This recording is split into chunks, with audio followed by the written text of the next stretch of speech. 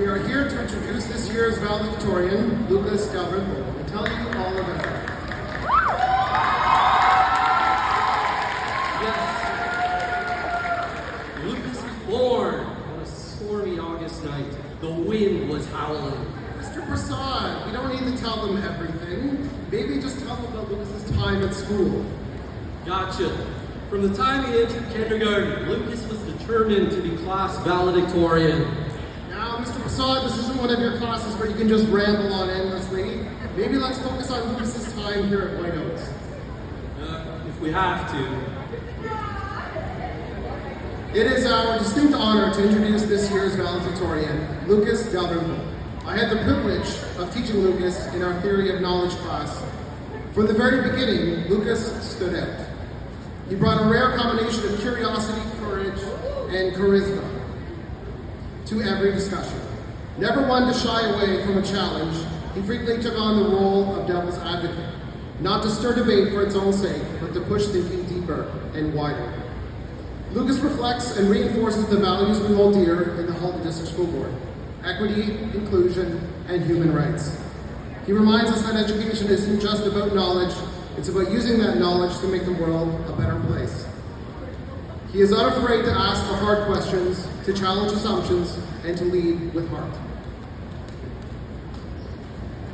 Throughout his time here at White Oaks, Lucas has made a positive difference, showing himself to be kind and funny, a leader in the school community who lifts up those around him. These qualities were clearly seen by his teachers, who have shared the many ways Lucas brought energy, kindness, and leadership into their classrooms and beyond.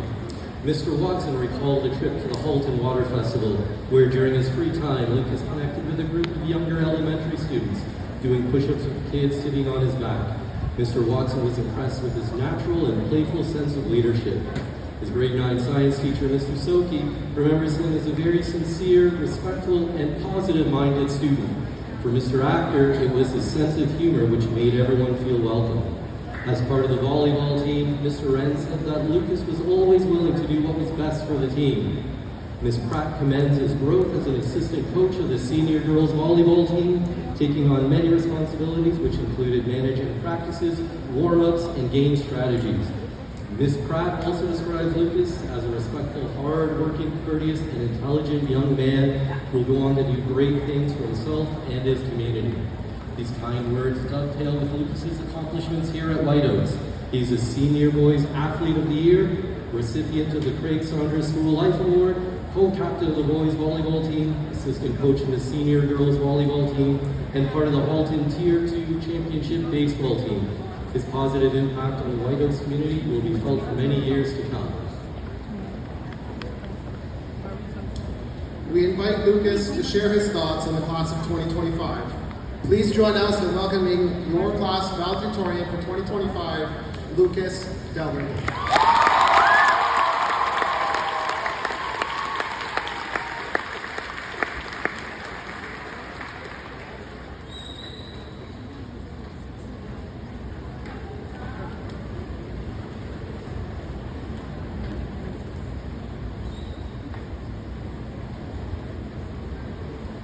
Thank you so much, Mr. Prasad and Mr. Kurmash.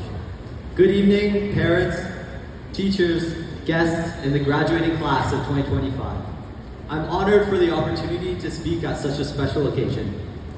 First, I would like to thank the unbelievable administrators, counselors, teachers, and staff that go to their way every day to help us succeed. I'm very grateful for my dad, sister, girlfriend, family, and friends for the constant support, and my mom for always believing in me, loving me, and pushing me to be my best. And thank you, graduates, for sharing these past 4 unforgettable years with me. In case you didn't know, this is the largest graduating class in White Oaks history, which is clear by the length of that ribboning ceremony.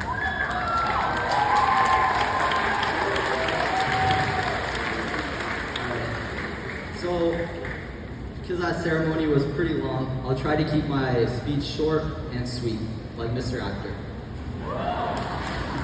Let's go back to the beginning. In grade 9, we entered the school with masks, very unsure why portable 13 and 14 are on opposite sides of South Campus. We then entered grade 10, and somehow would have a class in the North Portable and our very next class on 3rd floor at the South Campus. It was probably around this time that we paid off the mortgage to the White Store. Next, grade 11. We found out we was strange enough to do the IB program and told ourselves that marks matter now. Then, grade 12 rolled around, and marks actually did matter. We had some memorable student versus teacher sports games, watched the Sugar Plums lose all their aura at a winter assembly, and saw Mr. Soki absolutely dominate the dance floor for one last time after all. But one of the things that I love the most about the class of 2025 is regardless of gender, race, and religion, we all have one thing in common: chronic senioritis. We've been skipping classes so much that this is more of a reunion than a graduation for some of us. We're sorry, English teachers, but no, we did not actually have 37 appointments in the second semester.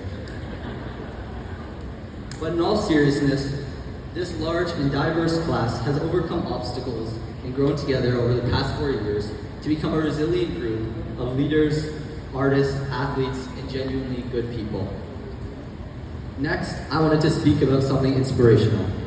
So I did what any sensible student does and asked ChatGPT, which suggested for me to talk about setting your goals high. Not as high as the speed bumps on South Campus though. Those are way too high. For those of you who didn't laugh at the joke, the time has come.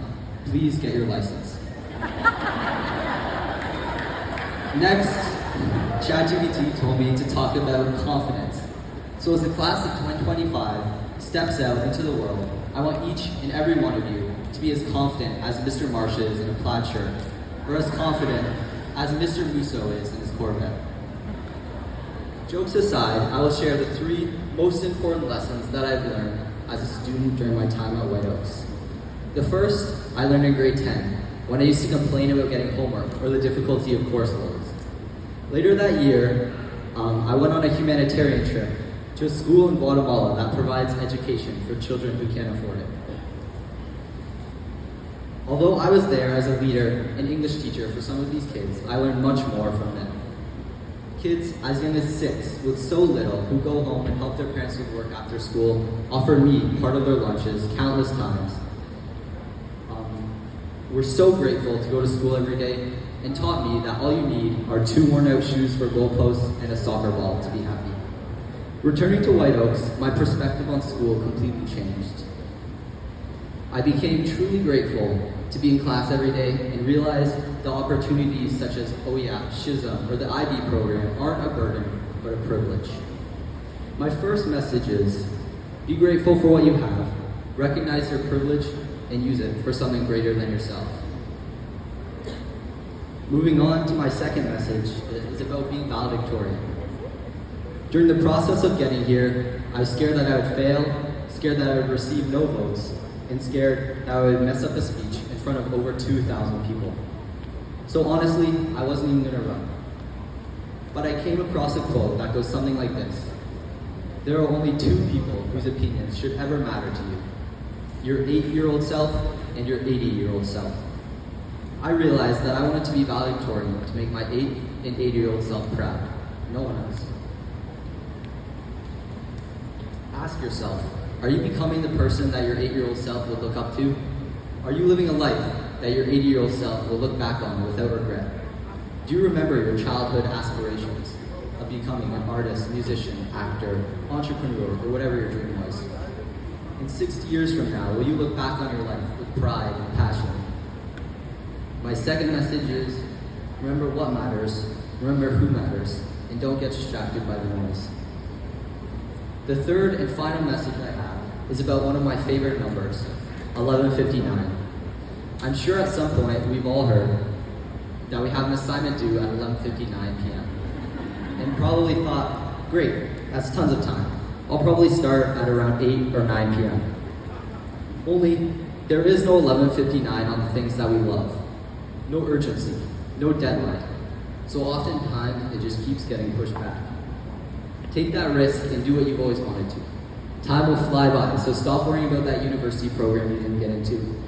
And go visit your family, backpack through Europe, or get that French trip out of the group chat. My last message is, when you wake up tomorrow with no schoolwork, keep that idea of 11:59 in your head and do what you've always wanted to now.